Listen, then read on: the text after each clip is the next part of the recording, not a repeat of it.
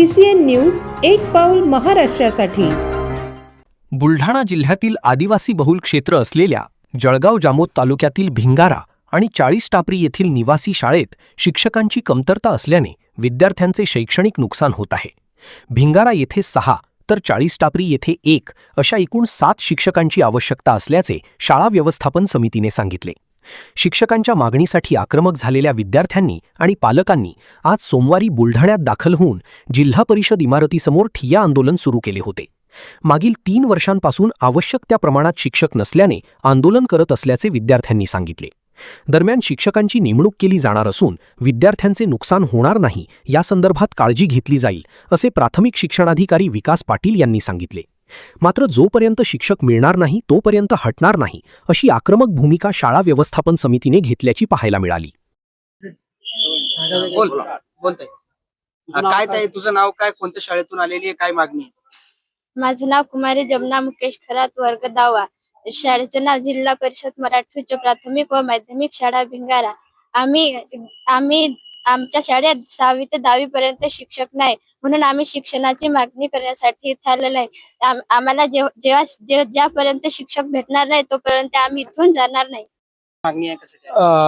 आम्ही भिंगारा जळगाव जामोद तिथं आम्ही 3 वर्षापासून आमचा पाठपुरावा चालू आहे, पण अद्याप आम्हाला शिक्षक अजून मिळाले नाही। वारंवार भेटून आम्हाला आश्वासन मिळत आहे, उद्या भेटून जाईन, 8 दिवसात भेटून जाईन, पण असं आम्हाला आश्वासन नको। आम्हाला प्रत्यक्ष नियमानुसार जे शिक्षक भेटणार, जोपर्यंत शाळेमध्ये रुजू होणार नाही तोपर्यंत आम्ही या इथून उठणार नाही। 3 वर्षापासून पहिली पेजेस निघली, दुसरी पेजेस निघली, हे तिसरी पेजेस चालू आहे। याआधी काही प्रशासनाकडे मागणी केली? हा केली होती सीओ साहेबांना। सीओ साहेबांनी आम्हाला तारीख पण दिली होती यासाठी। सीओ साहेब आले पण ते तिच्यात काही तोडगा निघाला नाही आम्हाला। विद्यार्थी संख्या किती आहे आणि कोणत्या तुकड्यांसाठी शिक्षक नाहीये? 6वी ते 10वी पर्यंत शिक्षक नाहीये आणि टोटल हॉस्टेलचे मुलं आहेत 342 मुलं आहेत। दुर्गम भागातील काही विद्यार्थी आणि पालक या ठिकाणी आलेले आहेत, शिक्षक नसल्याच्या कारणाने काय सांगेल? हो सर, बरोबर आहे त्यांचं म्हणणं की ते 9वी 10वीच्या वर्गाला शिक्षक नाहीये।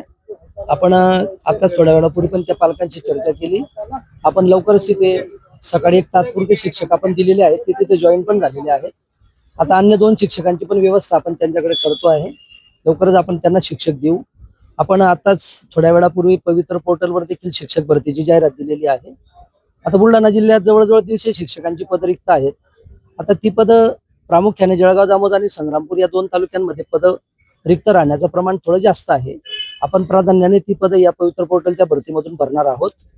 माझी या निमित्ताने ग्रामस्थांना, गावकऱ्यांना, पदाधिकाऱ्यांना, शाळा व्यवस्थापन समितीच्या सर्व पदाधिकाऱ्यांना आणि सर्वांना विनंती आहे की अशा पद्धतीने आपण विद्यार्थ्यांना इतक्या लांबून इथं आणू नये, पंचायत समितीला पण आणू नये।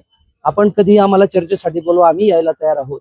तुम्ही आमच्याकडे या, तुमच्याशी चर्चा करायला तयार आहोत, पण अशा पद्धतीने विद्यार्थ्यांच्या आरोग्याशी कृपया आपण खेळू नये, विद्यार्थ्यांना इथं आणू नये अशी माझी सर्वांना नम्र विनंती आहे। गेल्या 3 वर्षापासून शिक्षक नसल्याची ओरड करतायत। 3 वर्षापासून त्यांचे काही संपर्क झालेला नाही सर, आपण यापूर्वी त्यांची पर्याय व्यवस्थापन केलेली होती।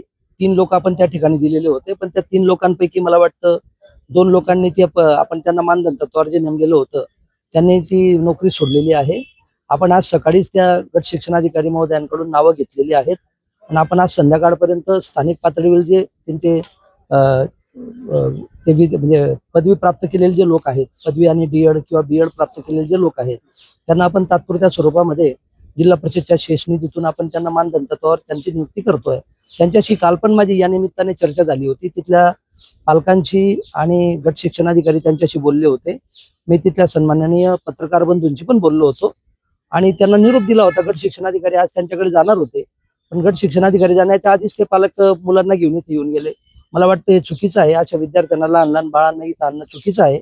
आम्ही गावकऱ्यांना विनंती केलेली होती यापूर्वी की असं मुलांना इथं आणू नये, तर त्यांनी आमच्या विनंतीचाही थोडासा मान ठेवला पाहिजे। आपल्याला विद्यार्थी सुरक्षा ही अत्यंत महत्त्वाची गोष्ट आहे। असं आणताना जर काही मुलाला इजा झाली, काही वाहनाची अपघात झाला, दुर्दैवाने काही प्रॉब्लेम झाला, तर मग याची जबाबदारी नाईलाजाने मग जे लोक इथं मुलं घेऊन येतात त्यांच्यावर आम्हाला निश्चित करावी लागेल। आता चर्चेच्या अनुषंगाने काय नेमका तोडगा निघाला? मी सांगितलं आता थोड्या वेळापूर्वी की आम्ही शेष फंडातून आपण तिथे तात्पुरती शिक्षकांची, स्थानिक शिक्षकांची नियुक्ती आपण तिथे करतोय।